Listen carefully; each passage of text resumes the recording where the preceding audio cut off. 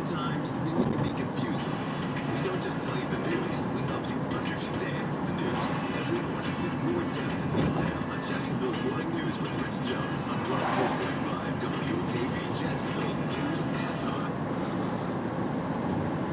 If you're looking for a great paying part-time job with flexible hours, check out 2020 Census Jobs.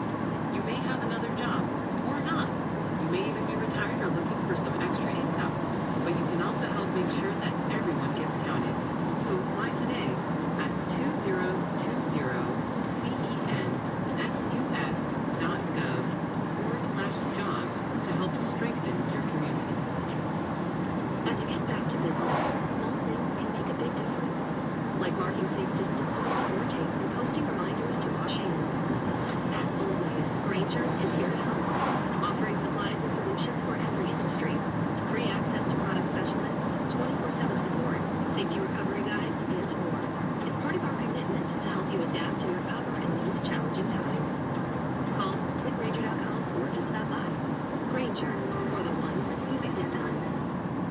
This is 104.5 WOKV, Jacksonville's News and Talk. Live team coverage starts now. Good morning. The time now is 11:30. I'm Mariel Wysok. Our top national story this morning: progress is coming very slowly in Congress over the next round of COVID-19 relief. White House Chief of Staff Mark Meadows was in talks Monday with Democratic leaders Chuck Schumer and Nancy Pelosi. We're moving down the track. They're differing on jobless benefits. The Dems calling for $600 a week. The GOP says that should be more like $200. They're also debating how much aid should go to renters facing eviction. Now, President Trump says he may come up with a package of his own. I have a lot of powers with respect to executive orders. One thing a lot of lawmakers want to see: another $1,200 stimulus payment to taxpayers. That's Fox's Jill Nato reporting.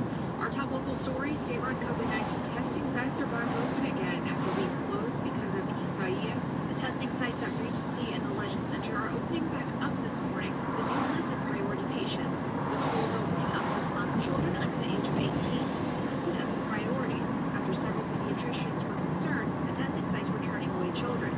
The less testing options, the worse for people because, if there's already a waiting time to get tested.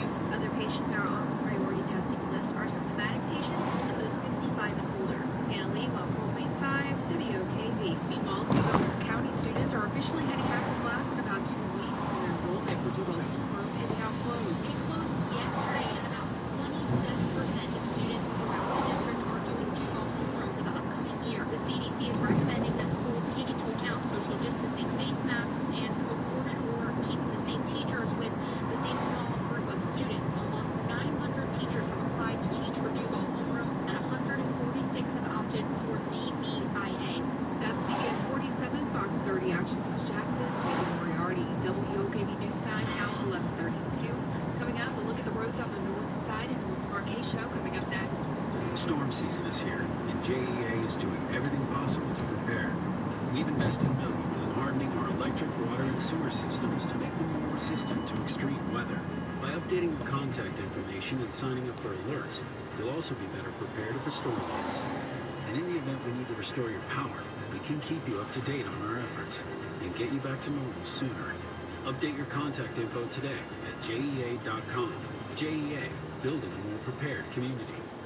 Dr. Eric Aguilar, retired U.S. Navy chief, is ready to serve as your next representative in Congress for Florida's 4th District, serving Nassau, St. John's, and parts of Duval County. After serving the people of our country, it's time for me to continue my service with the people in our communities. I'm stepping up to the front line to work with families all across the First Coast, Bernalillo Beach, and Hilliard, in Jacksonville.